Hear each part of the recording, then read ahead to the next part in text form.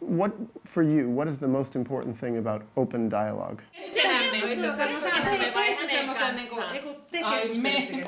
The first thing what I find myself thinking now, if you ask this tomorrow, there would be another thing that would come first to my mind. But today, what comes first to my mind is that everybody's voice is important.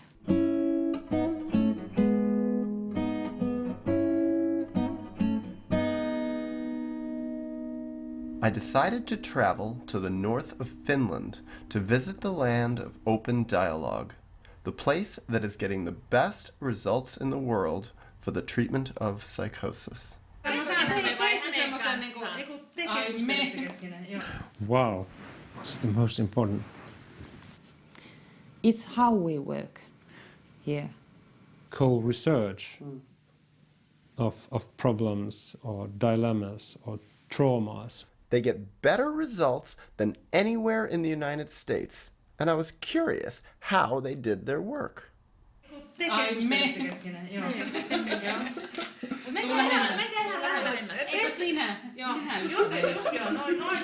think it's not the the treatment system per se, but I think it's more like a political thing.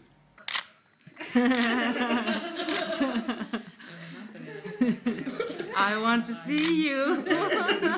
We aim at the democratic system where people can have their say about their own treatment, and that we are kind of try to be on the same level with people and being equal with them. I'd read some of their research, and their data were undeniably impressive, but somehow I just felt that seeing them in person would be a whole different thing. Hey, and then you can look up here. Up here. I can see your eyes. It's something that happens between people. The sister of a patient, the patient himself, or the nurse. Oh wait, hold on, we have to get the reporter. To bring their understandings, bring their skills and knowledges. We are not professionals who had to know everything right away, you know. Right. We don't go there like a specialist and after 1 hour we tell family what's wrong with you. It's a kind of two-way connecting. It's not me treating somebody, but it's something I risk myself when I enter into a conversation. Who are they? What are they like? Is their fame justified? But perhaps most importantly to me, how would they feel about me, a foreigner, an American, a psychotherapist myself, filming them? Okay. No, look at the camera. Look at them and say, you can talk to them. Okay. This is open dialogue, right? Yeah. This is real open. This is the real thing.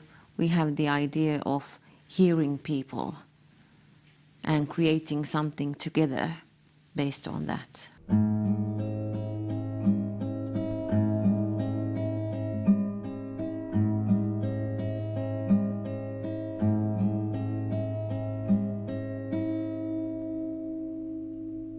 Before I left home, I had the opportunity to speak with Robert Whitaker, an acclaimed medical journalist who has been bringing the Finnish open dialogue results to the attention of American psychiatry. It was he who made it clear to me that their outcomes for psychosis were not coincidental, rather that they resulted from a well-designed and well-researched program. So when I go to Western Lapland in Finland, what do you think my mission should be? Well, first of all, I think it's just a chance to observe. There's so many different people involved in the Finnish story. So you have an entire therapy clinic here, but just one room? Yes. And that's why we don't have room to meet patients here, and we don't want to meet patients here because this is hospital. Yeah. We don't want to say to people who have crisis that, oh, welcome to mental hospital so we can talk here. It was an interesting thing because when I first came here, I was thinking, I think they work very well with the mental health system. And they're even integrated into the mental health system. But I kept waiting to find out where is the mental health system. Okay. Do you understand? Yeah. Yeah. And then what I realized Yeah. is it's this. this is the mental health system. Yeah. Yeah. Yeah. And I thought, that's actually fascinating. Uh-oh. Uh-oh. Somebody's calling. When someone calls, when someone needs help, we try to arrange help for him or her right away. I don't say to a phone that maybe we can meet after 2 weeks and then we have time. I think I have to find some. But you have to. Uh-oh, you're attached. Sorry.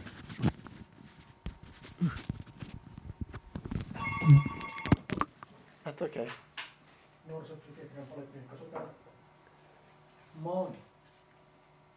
Oh. I'll turn off the camera.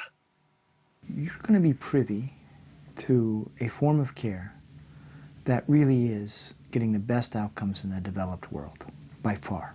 That's a part of our, basic rules. When the phone calls, you have to answer it. Yeah. Take the responsibility for what comes from there. It is interesting. How many of my interviews have been interrupted by the telephone here. Yeah, yeah. Because I think that's a question of, being like available to people and serving the population. Not hospital patients, but people outside hospital. I'm sorry, I have to answer. You go. Psykiatrian poliklinikka Vahtola. You never know what comes from the telephone. It could have been a mother being worried about her child or something, and then I would have to start organizing things. You never know. I mean, it's so different there, okay? I mean, if you look at the outcomes, people recovering there, they're not here, and in so many other countries. So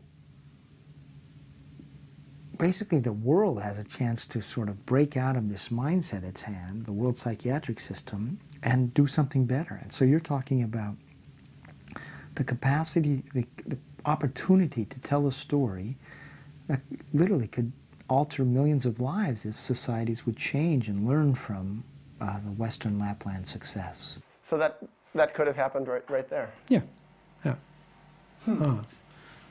I'm very pleased that it didn't happen because I have to be at the town at 2:30. But oh, in Kemi? Yeah. I guess what I'm trying to tell you, Dan, is that I really think there's an opportunity here. Yeah, at the town mental health office, I have a patient there with a nurse from there. We are working together with the patient. So you're meeting with a nurse and with the patient? Yeah. So that phone is a big responsibility. Yes. Middle of the night also? Yes.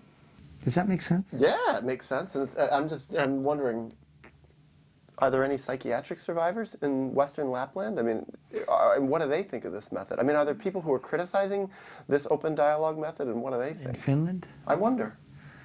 There are some psychiatric survivors in Finland, but more, in the other areas. Do the patients prefer that you meet in their home, or do they prefer to come to the hospital? Most of people says, welcome to our home. But there are people who don't want us to go there. And then we meet here or some other places. We have, center of city. Yeah. We have another polyclinic. Oh, in Tornio. There, yes, in Tornio. In the yes. town, yeah. And there are more rooms, and we can have a meeting there. And so you give the patient the choice? Yes. Yes. But most places have adopted the Western, right, the U.S. model of because medication. I've gotten people who bought my other movie in Finland and Helsinki, and they're telling me Finland sucks for psychiatry. I remember first coming here. It must have been 1965 or something. You came here in 1965. Yeah. What, so you were 10 years old? Yeah. But that's Helsinki. That's not Western Lapland. So it's like they were like, yeah, my brother or I or, my child were locked up in a hospital and injected with the same drugs that we're using over here. Yeah. Actually, outcomes for schizophrenia as a whole in Finland are very poor. And that actually sort of shows that it's not just the culture. People say, Finland, they do think it's a much different society. Well, there are outcomes where they have adopted the medical model. And by the way, Finnish doctors are being bought off by by pharma companies too. Their outcomes suck. Right. I was singing in a boy choir. For the patients in the hospital? Yeah. We made a trip here and had a small concert here. And I remember being quite, not shocked, but surprised that there would be also these kind of places in the world. I mean, one of the interesting things here is, this is known as a valley in Finland, this Western Lapland, that actually has a lot of medical problems, okay? And it may have everything to do with the temperature, the light, maybe changing economic opportunities. So it's actually a society that's been under a lot of stress for a long time. So you came here, was it very different from what it's like now? Yeah, very different. It was a very worn out hospital and very in a bad shape in many ways and just chronic patients and smelling bad and everything. So it was a scary experience. Yeah. So for them to, sort of reverse this one part of psychotic outcomes, it's not coming as the society as a whole is having this great easy life. They're doing it in spite of all those difficulties. I remember it quite vividly. Really? Coming here with Right the here? bus. Right here, yeah. Strange. Yeah. Singing in the lobby there, inside the doors.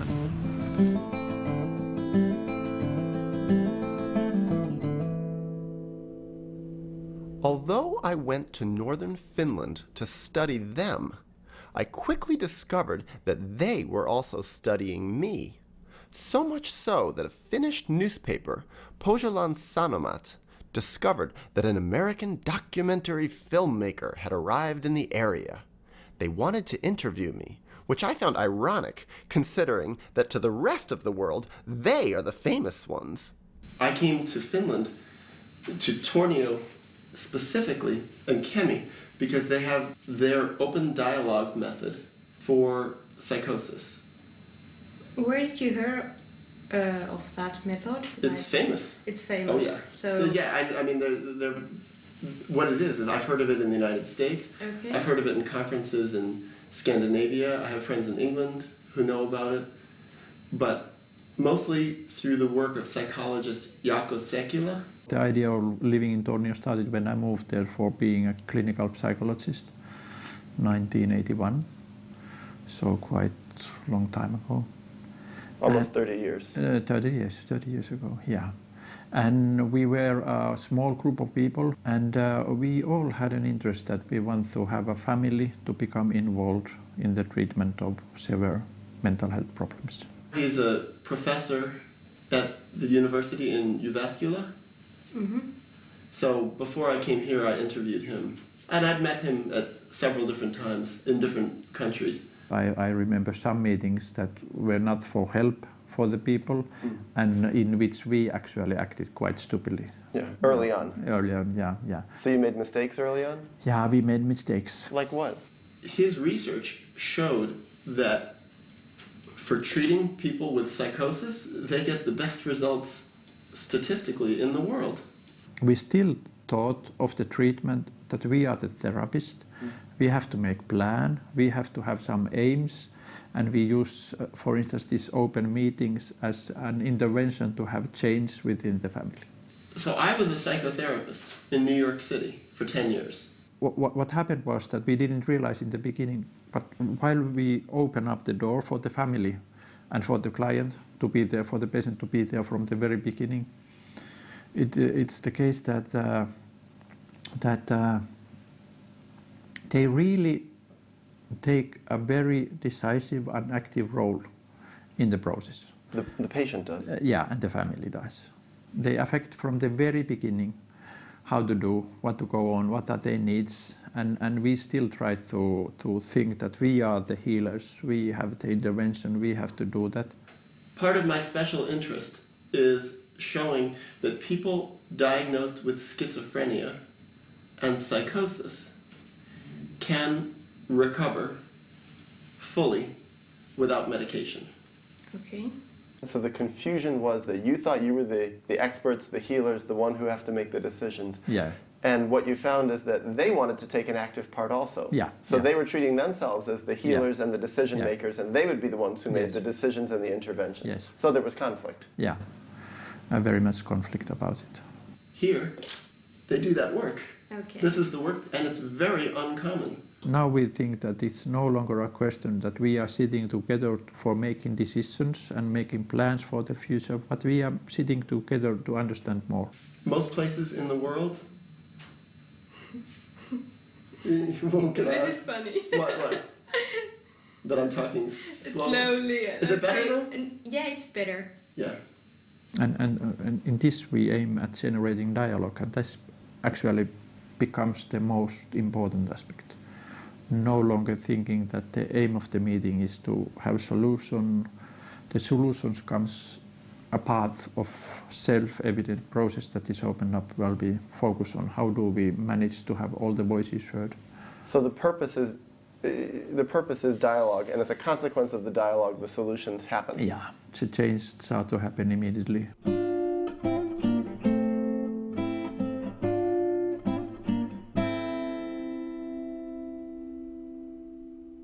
The open dialogue approach is based on several fundamental principles.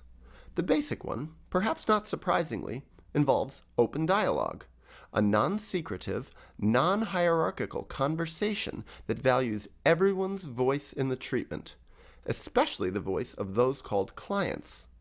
Likewise, therapists work in teams where they speak and reflect openly with one another about their thoughts and feelings right in front of clients and their families. Although these principles sound reasonable enough, in actual practice they are a profound departure from almost every mental health model I have observed in the United States. When you decided to become a nurse, did you think you would become a therapist also? No. They called me and asked me, can I come to summer job here? And so I came at one summer, and I'm still here, 11 years now. Really? So you liked it? Yeah. Maybe first year I thought that I'm not sure about this, and I tried to check out different kinds of work in anesthesia and surgery, but I'm very pleased that I stayed. What was difficult the first year? You know, that dialogue. What I like about this is just that you can, like, how do you say in English, bowl around with ideas. You can what? What, you know. Bounce ideas? Yeah, with your colleague and with the family. And right in front of the client? Yeah, and with them. Not about them, but with them. You know. Talk with Marianne about something and then ask the patient that, but what do you think about what we were talking about? And yeah. We sit down, and there was a patient, maybe a wife or someone from the family, and a couple of nurses, doctor, and we start to talk about the situation. I thought that, okay, what are we sitting here? We know what is going to be and what is going to happen. We have to take this person in the ward, and why are we sitting here and discussing still? But until you understand that this discussion there's meaning. When I wake up in the morning, it's very good when I see my timetable, my calendar, that I have, for example, 5 clients or maybe 6 today, and I have team. I have someone who can work with me. It's very good idea. It's make me feel good. The thing that we are sharing the work all the time is that we are ventilating it all the time as well. So the thoughts are kind of, they are in a movement all the time. It's very helpful when you can share your thoughts and your feelings with someone in that treatment situation. You can reflect. The first meeting with the patient, patient can be first a little bit, you know, why 2 workers. But when we explain it and when we start working and discussing together, so it's he or she finds out that it's good. And sometimes we are 3. For example, when we have a new patient, psychotic, with her or his family, then we often take 3 therapists. There are many things it's hard to say to clients this, well, I'm thinking about this and I'm feeling like this. It's easier for me, for example, to talk to you or you, and hey, I'm wondering and I'm feeling that or that way. During our discussions, during our treatment meetings, it is the first time when the patient can tell his or her own experiences. That kind of experiences that somebody can say that they are psychotic experiences, and others are listening and hearing it. I do sometimes meet people just by myself, but I think it's getting thinner. It's giving much less options. It's much smaller audience for these new understandings. This is the way how we usually work, that we can look each other in the eyes and we turn ourselves a little bit. In the middle of a therapy session? Yes. So in the middle of a therapy session, when you're with a client or with a family, yes, you do this with each other. You're going back and forth and talking to each other? Yes. Yes. And then we can ask, hey, how do you felt? How does it felt? And what did you listen? How did you heard this, our discussion? So it's almost like you're doing supervision with each other. Yes, in the yes, middle, it is at the in same the middle time. of a therapy Yes, session. yes. That's it. I think that's how we would describe it. We have much more options when we are more people. And then it's also possibility just to listen while some other people are talking and listen to yourself. So I think it's in many ways it's very useful. And it's very important that we reflect about things and issues what family bring up to the situation. Right. Yes, it's very important. I consider us more or less as visitors in people's lives. People allow us to visit their lives, but we are not the most meaningful people in this person's life.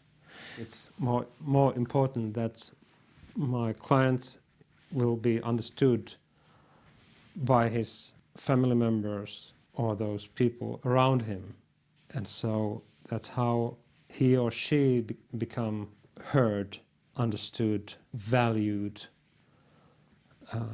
as a person. But it's a different kind of supervision because you have to do it in a way that's also therapeutic for the family and the client. Isn't that it? Yes. So you have to make sure everything you're saying is going through the lens, like this is a lens, Yes, the lens yes, of being yes. therapeutic. Yeah. So you have to be more respectful. You know, like in supervision, I think you can say, this is bullshit, that father is so narcissistic, when it's private supervision, you know? But you can never say that No. in open dialogue because it's rude. Yes. Does that sound right? Yes. Yes. Yes, indeed. It's very well, I think so. Yeah. And it also seems like people here like each other. Yeah. Yeah, I'm actually, when you say that, I think that's one big thing, that this is a small area, and if we have 100 people working here, working crisscross with each other, so people know also each other quite personally, you know. They can become friends and talk each other about other things also than work, and I think that's makes it easy for us to work in the way we work.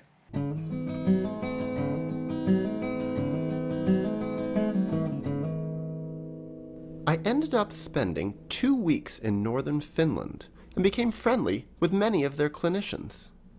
While talking off camera, I learned that several, to my surprise, had little experience working in a non-open dialogue system, to the degree that many appeared to underestimate the international significance of what they were doing. So your whole professional experience has been in this open dialogue system? Yes, but I have a experience on meeting in a different area. A conference? No, like a patient that has gone to different precinct. Yeah. And a different area outside of your regular work area? Yeah. And because we are outpatient clinic, that we treated him at home, but when he goes to another place, he goes to hospital, and we go to meeting there to try. So you went there? Yeah. How was that?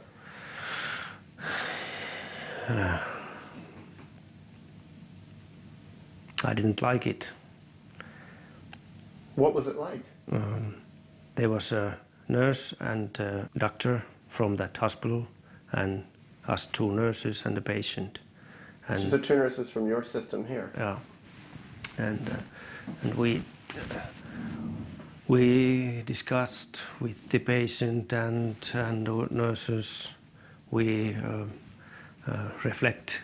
Oh, you did open dialogue? Yeah, and try to speak openly on what we have done and what we think of situation and so on. But during the meeting, the doctor just listened, and when he had heard enough, she said, "Okay, thank you, I've heard enough," and goes away. Didn't say anything? Well, so didn't do open dialogue? A couple of questions, but she doesn't participate on the dialogue. Was that strange for you? Yeah, and I said, "Okay, you go." And you talked about this with the other nurse from your system here? Yeah, we thought when we talked afterwards that with another nurse, that when the doctor goes away and said that, okay, that's enough for him, and left, I felt that, and she felt that what we were there about.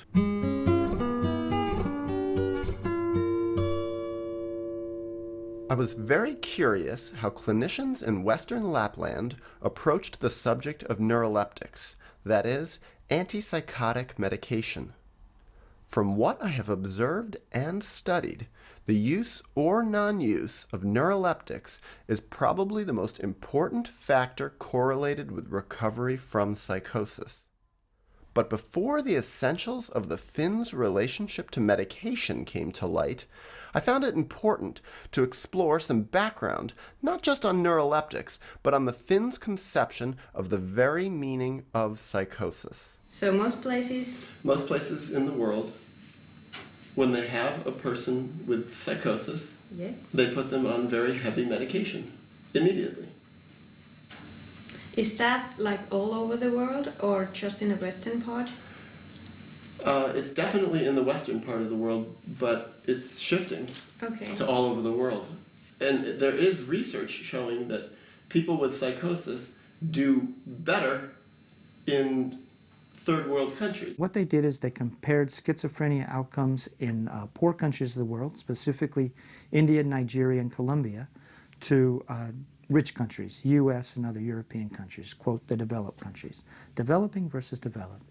Now, in each study, they found that outcomes at the end of 2 and 5 years, one was a 2-year, one was a 5-year study, were much, much better in the poor countries of the world, especially in India and Nigeria, by the way. Okay? And it was so dramatic, they said that living in a developed country is, quote, a strong predictor that you'll never fully recover from a psychotic or schizophrenic break. All of us could have psychotic problems. It's an answer to a very difficult life situation. And when I face with a situation which is very stressful for me, so I can start to hear voices, for instance. And what happens in those voices or those experiences that I have, they can include something that previously has happened in my life. We have to listen. We really have to listen and let them talk what has happened. And we can't know. Maybe some stories are so crazy. Maybe crazy. What is the right word? We have to ask more about hallucination, and we have to ask more and try to understand what has happened. We don't say that you can't speak about hallucinations. We have no right to say that that is impossible, because we really don't know. Yeah. Usually it's not only that we are talking that we have an open dialogue system, but we dialogue have to really be open. So one of the things they hypothesized, the WHO researchers, is, well, maybe what the difference is that people in the poor countries are better at taking their antipsychotic medications. They live in a different environment where they follow doctors' orders better, and so they looked at medication usage. So the hypothesis was more medication usage would be associated with better outcomes. And they're hypothesizing that the meds should alter the long-term course of schizophrenia or psychosis. It's a valid hypothesis. That's what you'd expect drugs to do, if you're going to find them useful, is to alter the course. But what they find? They found that in the poor countries of the world, only 16% of the people were regularly maintained on antipsychotic medications. Whereas, of course, that's the standard of care in the developed countries. So here in this study, we found good long-term outcomes, much higher recovery rates associated with not maintaining people on medications. Very seldom, very seldom I've been prescribing antipsychotic medicine. And usually... What is the reason for so seldom prescribing it? Well, I don't actually... I think I prescribe very seldom any medication, so that's one point. That's one point.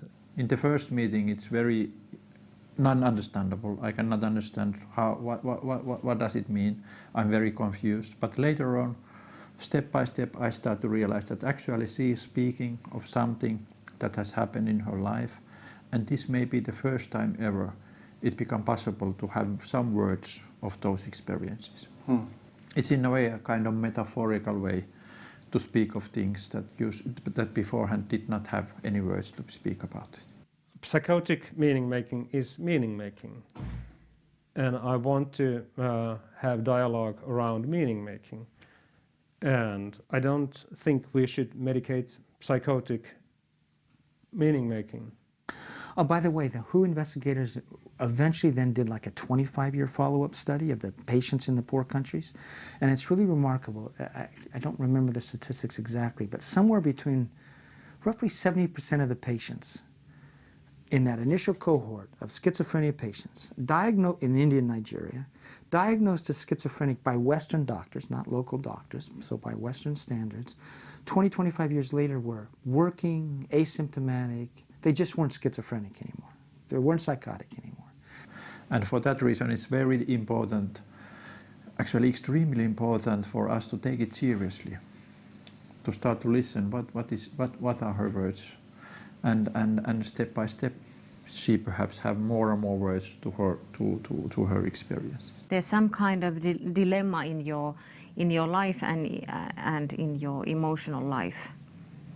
And when you start to work with that dilemma, the symptoms can go away as well.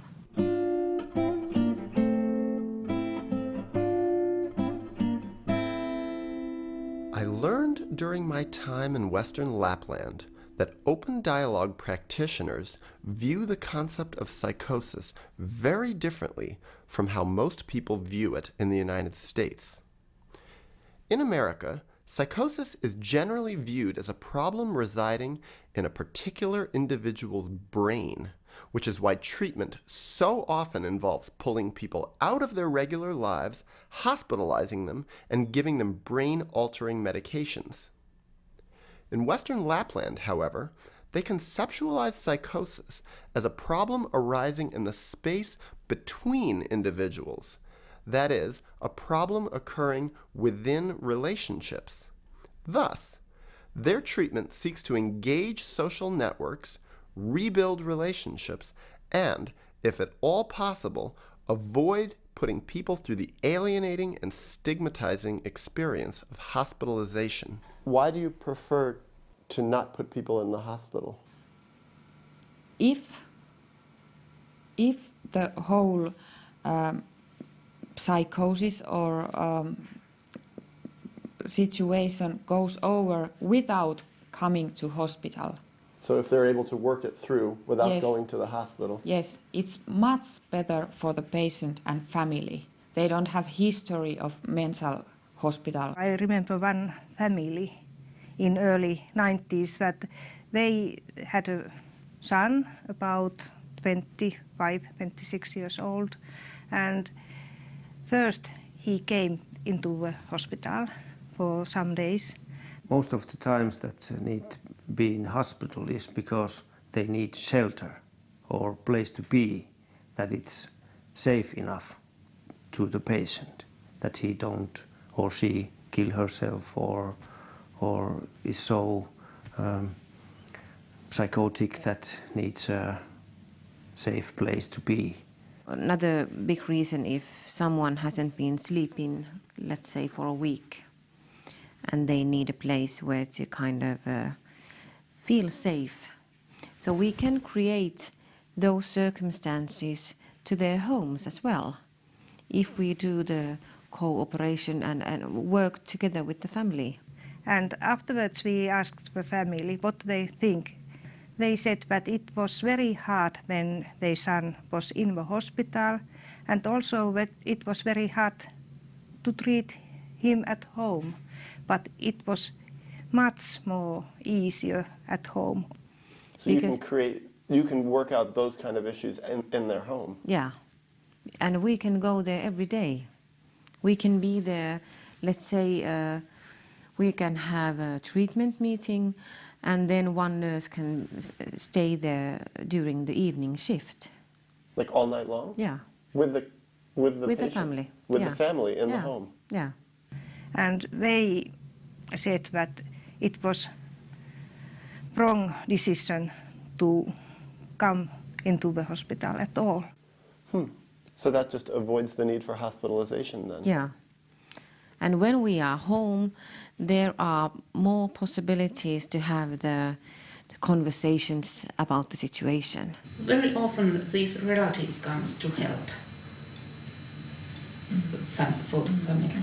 But it's very typical then if we talk about adolescents and see or he has psychotic symptoms and see or he has parents. It's very typical that parents leave on sick leave and they can support at home, and we meet for instance every day during these first days. 2 weeks, first days.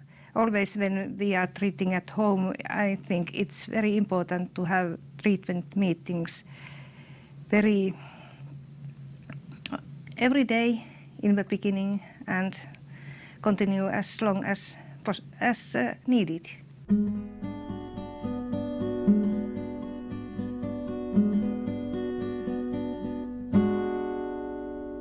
Although I would ideally prefer a mental health system for psychosis that avoids neuroleptics entirely, the Finnish open dialogue clinicians employ a selective use of medication model that comes closer to my ideal than any major program I've seen in the United States. For that reason, I found their point of view riveting and in many cases based on such common sense that I wondered why it wasn't being utilized more widely in the Western world. Now I ask about your documentary. When it comes out, what it is? I'm not sure yet. Okay, I don't know. You are just doing... I'm making the movie first to show people in the world that there are better treatments than the conventional treatments. So here in the United States, where we've really embraced the drugs for life form of care, we see a explosion in the number of people, quote, disabled by mental illness. And we see all these other problems in terms of people dying early, etc., and low employment rates, decreasing employment rates. And here where they've used this drugs in a selective manner, what do they find? The exact opposite. So what should we do? Obviously, we should go to, which is what you're going to do, we should go to Western Lapland, if they'll have us, and try to figure out what they're doing and emulate it. Quite many people, psychotic people who come to us, they get some kind of medication. But it's for a short period of time to get over the worst, and then we discuss it all the time. So I think it's more of a minimizing the medication. And which type of medication are you talking about? Well, I'm not expert in those, but not so much about, you know, neuroleptics, but more of a, you know, sleeping pills or some anxiolytics. We used it during the first week because the situation when they call us, so we will see them in the first 24 hours. And the situation is usually so that a person hasn't been sleeping for a week or two. It's always here that we just consider that how many tablets we give. We don't prescribe a box of tablets, but we think maybe for 1 or 2 days use 2 or 4 tablets. So that's the most common that they use in a short term, just 4 or 5 days or so to get sleep and so. But in some cases they can use neuroleptics, but it's also a short term and in small doses. In the beginning of the treatment, we have to, it's my opinion, have to avoid neuroleptic medication, but then if it's needed. In any, let's say in 1 year, of all the patients that you see that have psychotic issues, what percentage get put on neuroleptic medication? About 30%. 30%? Yes. So 70% don't ever get neuroleptic Yes. medication. Sometimes there are situations that the patient need medication, also neuroleptic medication. There can be so kind of situations. Here's a question I have. We were upstairs in that staff room, and I was playing with a pen. Did you see that? No. Well, I was playing with this really nice pen. I said, someone left their really nice pen here. And then I turned it over and it said Seroquel. Yeah. So I thought, it's even invaded this place. Yeah. And then I see the people are using the mouse pad that says Risperdal. Yeah, and Effexor. Yeah. But how we talk about that medication, and we have to be careful that those doses are appropriate, that there are no side effects. Well, of course they come here as well to talk about the medication to doctors. They do? Yeah, and they bring good food many times and pancakes and stuff. And also we are going to have a day for staff next autumn. And so we have invited a person from the drug company to come and tell about Seroquel, and then they are going to pay our lunch. How do you feel about that? It's okay for me because we are just listening them. Is that it though? Yeah. It's quite usual for us to discuss a lot about medication. Also with the psychiatrists, when they're prescribing medication to some patients, then I would quite often ask, why do you prescribe this? What do you hope would happen? Would there be another? And you say this option? right in front of the client? Yeah, because I think it's fair. Yes. Just fair to say what our prejudices are and what our thoughts are in front of the client. Yeah. Well, actually, Birgitta, she's our doctor in polyclinic, and she said that she's not going to call them. She doesn't do that. Right. So, but one of our nurses went to the educational days, and she asked, because we said, okay, because we get a free lunch. Right. So take it. I remember 2 patients I prescribed and tried to tell how you had to take this medication, but they never do that, and they are quite well. So you prescribe, so there are even cases where you prescribe the medication, and they don't even take it. Yes, and tried to tell them that they have to take it. And they didn't? Yes, they didn't, and they are getting well. Anyway. Against your advice? Yes. I wonder this. If you feel a patient needs neuroleptic medication later in the treatment, do you consider that a failure? No. No. There are so many other ways to help. There are so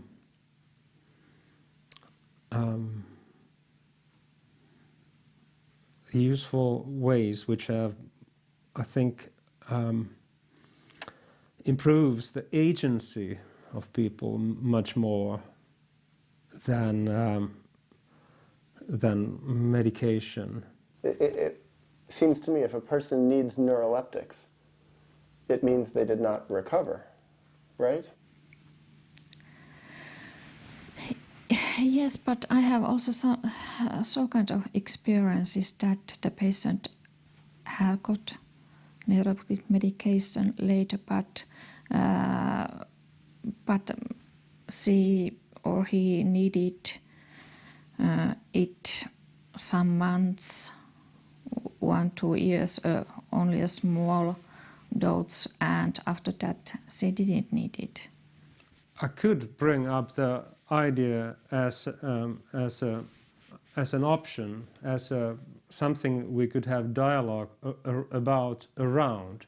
Think about possible advantages, possible disadvantage, possible effects, possible side effects. But if I find a lot of other ways to work there, so I don't even have to bring this option there. And usually when we work, there are so many options that we don't get into this point of thinking about medication. If the patient have medication, we don't enter treatment. And you don't end the treatment? No, because we continue treatment so far as they use medication, for instance, neuroleptic. With the purpose of helping them stop the medication? Or I don't understand. Yes, helping stop. Yes. It's not either or, it's either medication or not medication, but it's thought to be one part of the treatment if needed.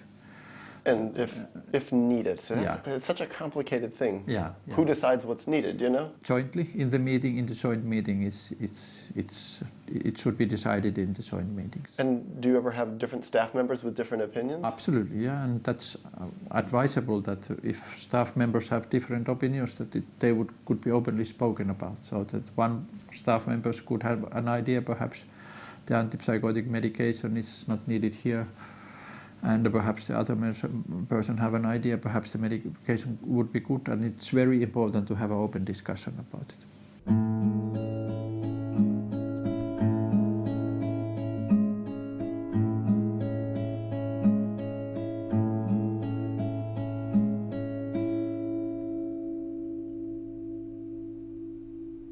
A fascinating thing I discovered in Western Lapland was that their clinicians were not, unlike so many of my more progressive colleagues in the United States, afraid of getting in trouble for the work they did.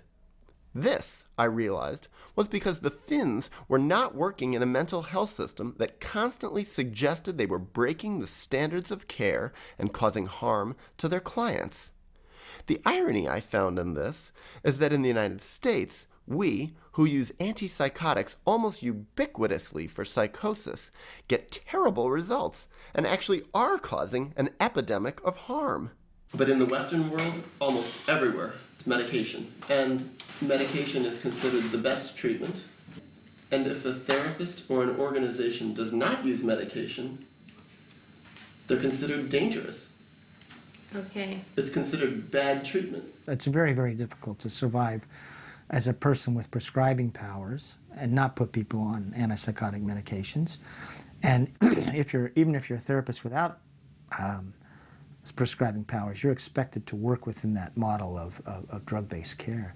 And it shows really the extraordinary capacity of a storytelling partnership in the United States that really has extended its influence, and that is born of the drug companies and academic psychiatry, along with NAMI, to tell us, in essence, a false story and incorporate that belief in a sort of a real profound way. Are you at any risk with your medical license because of the way you work here?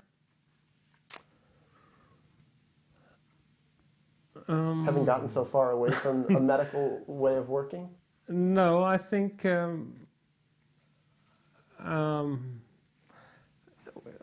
no. Like, let me ask you this. Do you take a lot of risk by not putting people on neuroleptics right away? What do you mean by taking risks? Could you lose your license? If I don't do what? If I don't tell people that I think that there should be medication? Yeah. Of course not. Where did you come there? What's that idea? What, that you could lose your license? Yeah. Oh, I dealt with that every day. If I was working in different contexts, it would be quite difficult. But over here, where the whole personnel... the whole personnel? The whole staff? Whole staff, yes. Yeah. They are very well trained. Most of the people have family therapy trainings. The whole supply of services is based on these ways of working.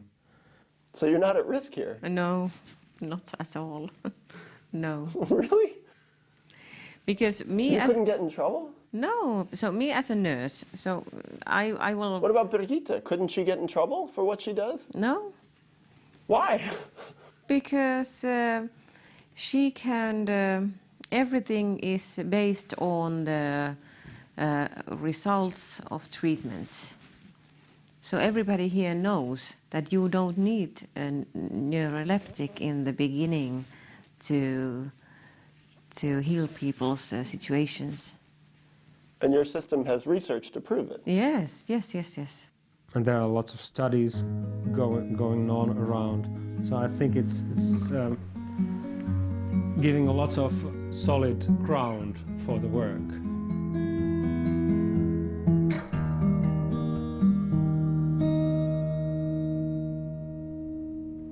Let's now look at the numbers. What actually are their results? It was, after all, a cursory review of their outcomes for psychosis that drew me to northern Finland in the first place, and these same outcomes that are causing the world to take note. Their adoption of this selective use of meds really came out of a national Finnish study where they were testing sort of psychotherapeutic care. They had 6 sites in the study. 3 sites did not initially put people on the meds. The other 3 did, and everybody gave them psychotherapeutic care. Tornio was one research site in which the antipsychotic medication was not started in the very beginning, but it was decided that first we have to see how much this very strong psychosocial intervention is helping, and the antipsychotic medication is used only if it's not helping enough. And the thought was in the experimental sites is that if people started needing the drugs, you could put them on. Okay. On the whole, the experimental sites, 3 had a little bit better outcomes. 2, it was the people who, in those 3 experimental sites, that were never exposed to meds in the 2-year study that had the best outcomes, all right? That fits with what we know before. But there's one other key thing. There was really only one of the 3 sites that really, after the end of 6 weeks, tried to keep people off meds, okay? The other 2 basically reverted to the old standard of care and put people on meds. That was in Western Lapland. So not only did they watch the progression of people getting better after 6 weeks, they kept it going. During 5 years' time, it happened that 1/3 of the clients used antipsychotic medication, 2/3 did not need. This is in your program? Yeah, any antipsychotic medication. At 5 years, and half part of the medication could be discontinued as well. Half what? Could be discontinued, stopped. So of the 1/3 that did take medication? Yeah. Half of those people were able to discontinue their medication. Yeah. So now you're down to, at the end of 5 years, 1 out of 6 people is still on medication, Yes. and only 1 in 3 ever took it at all. Yeah. And what did that evolve to there? That evolved to a form of care where they now have, the best outcomes in the Western world, by far. How do they use meds? Well, only about 1/3 of their first episode psychotic patients are ever exposed to medications. Okay, at the end of 5 years. So you take 100 first episode psychotic patients in Western Lapland. 5 years later, only 33 will have ever had a single dose of antipsychotic medication. And only about 20 of that 100 will be on the drugs continually. Okay? So that was already, is a very different compared to the mainstream idea where it is thought that antipsychotics medication should be used in any case. Every case. Every case, yeah. Now, what are their outcomes? At the end of 5 years, roughly 85% of their first episode psychotic patients are asymptomatic and either working or back in school. So only about 15% have become sort of chronically ill and on Finland disability.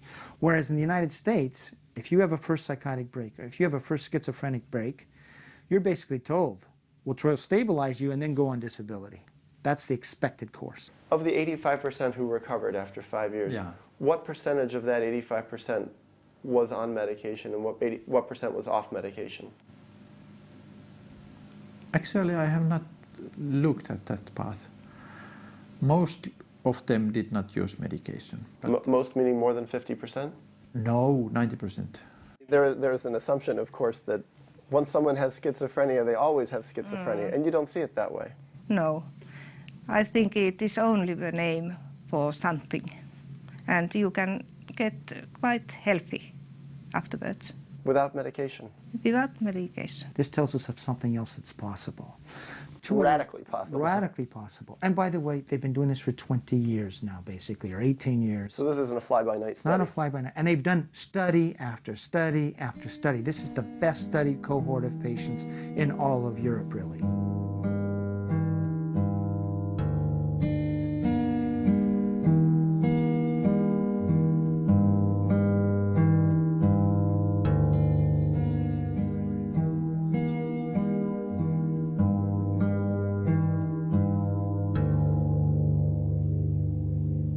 We study our own work, study quite carefully what we are doing and what works and what doesn't work. I don't see these as very radical ideas. I don't know, maybe somebody would see these as radical ideas. But from my perspective, it's not very radical ideas. And it's very important that we believe, I believe in that the situation can change. So you do see people with psychosis recover here, get well without medication? Yeah. Not easily get better, but getting better. What makes you believe? Because I have seen many patients and their families that they survived so kind of situations, and I don't know, I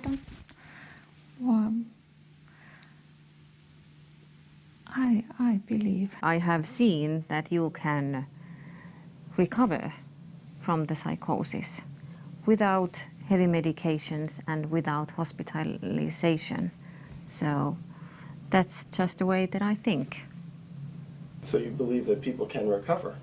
Yeah, not only believe. I think it's true. I've seen it.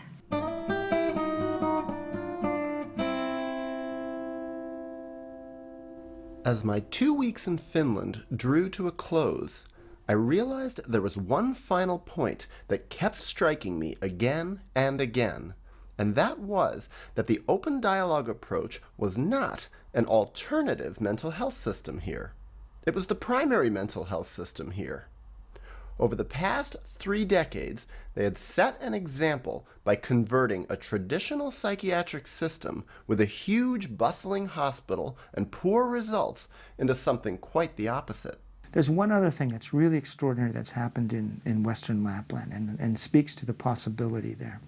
But not many people like your kind of people come here and do this kind of job. So I think this is very interesting for us too, to know how interested someone is about this. Because for us, I think we Finns never are. They are never proud of anything. Like In the 70s and all, 60s, 70s, probably I think and even into the 80s, this area of Finland had one of the highest incidences of schizophrenia in all of Europe.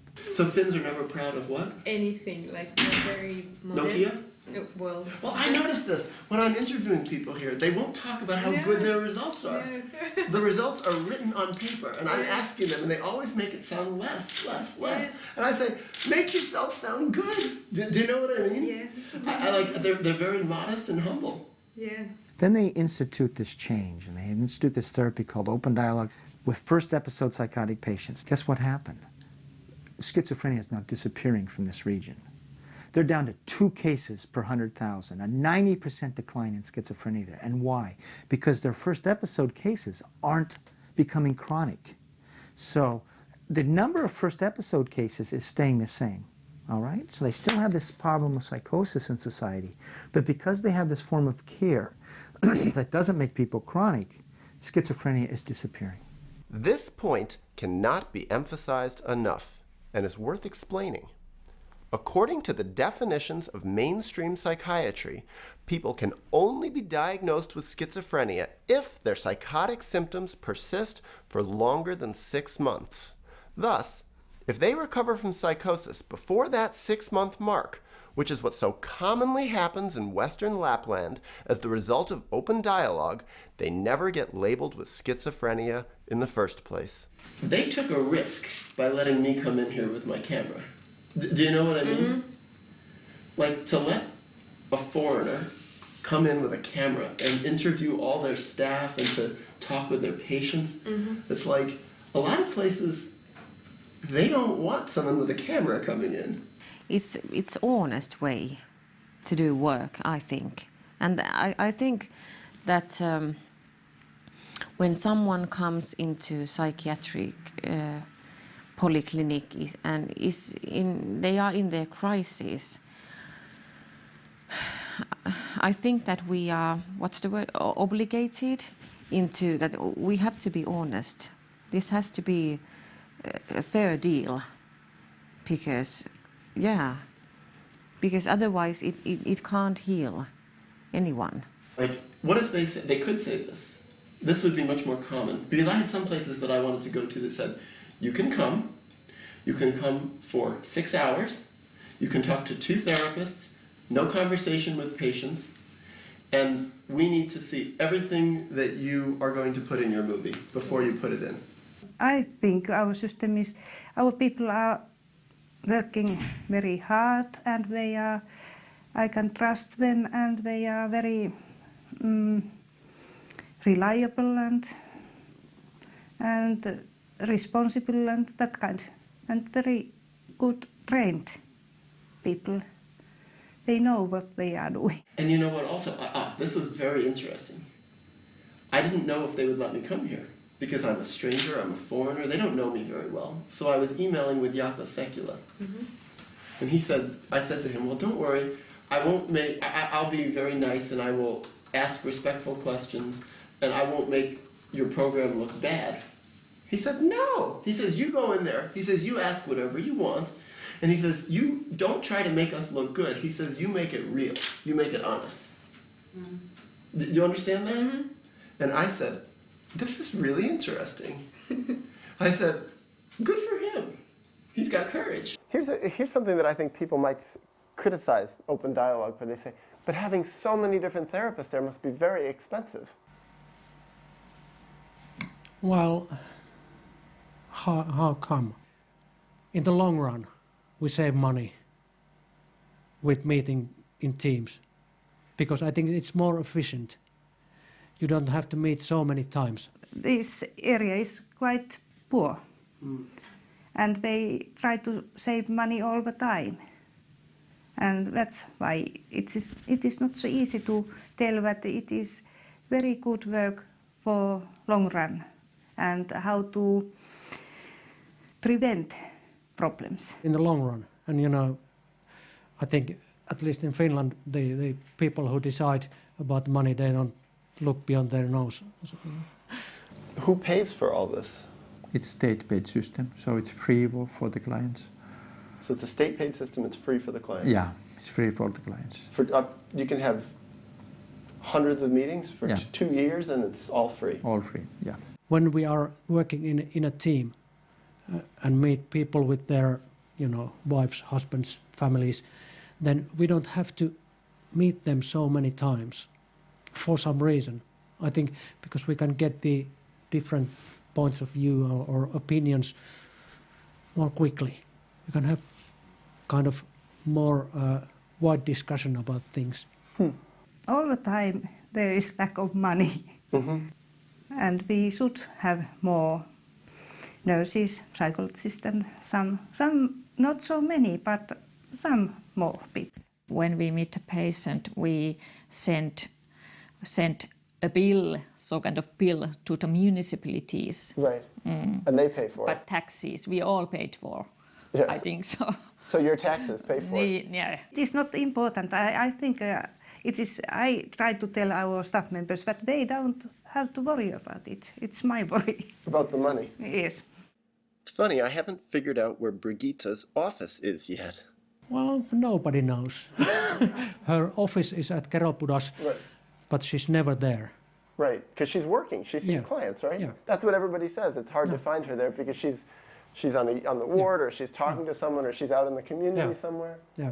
It's very interesting to have a hospital leader who is actually doing non-administrative work. Yeah, I think so too, and I appreciate that very much. I think that's very important for our work, that also our you know, our highest chief is in the clinical work and working with us side by side. It's so valuable. I think it's and rare.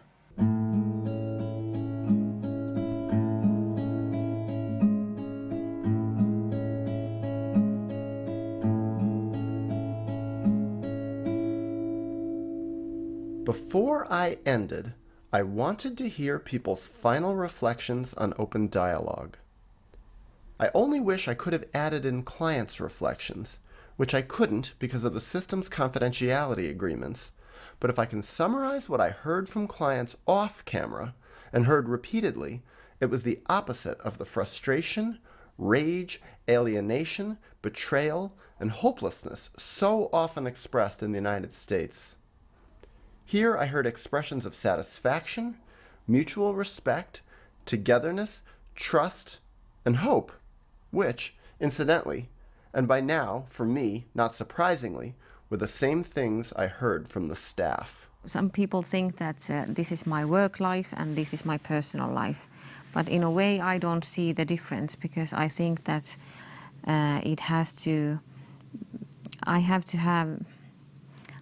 I need to be with those same values in both places, at home and at work as well.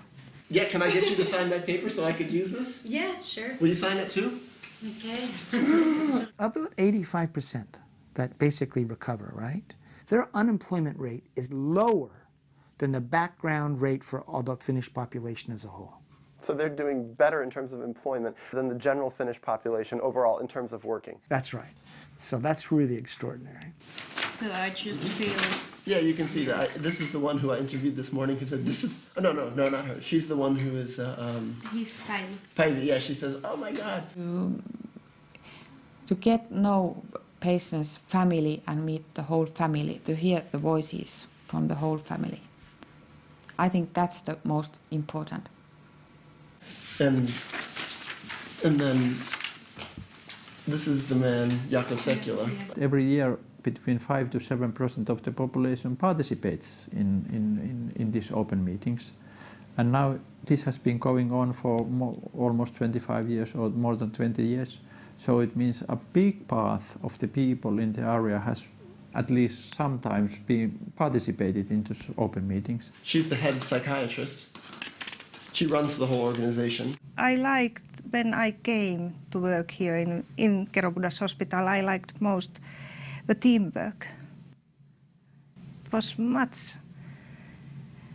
It was so nice to talk to people and not to know everything, not to know answers always. She's she's a nurse and a family therapist. I have thought many times that I like to move Oulu because of my private life. So you would like to move to Oulu? Yes, because of my private life, but I haven't done it because I like the way of working here. He's a psychologist. It's a place where you can be inspired over and over again by the people you are working with and by your colleagues.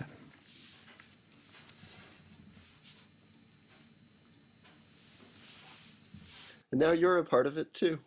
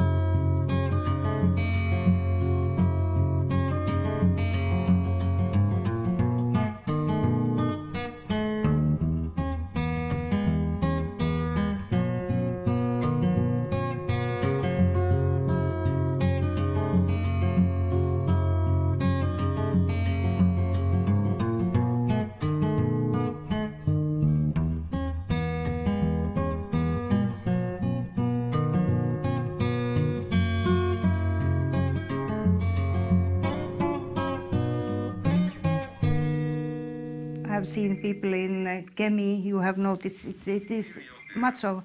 Oh, sorry. Can I ask? You want me to turn this off? Yes.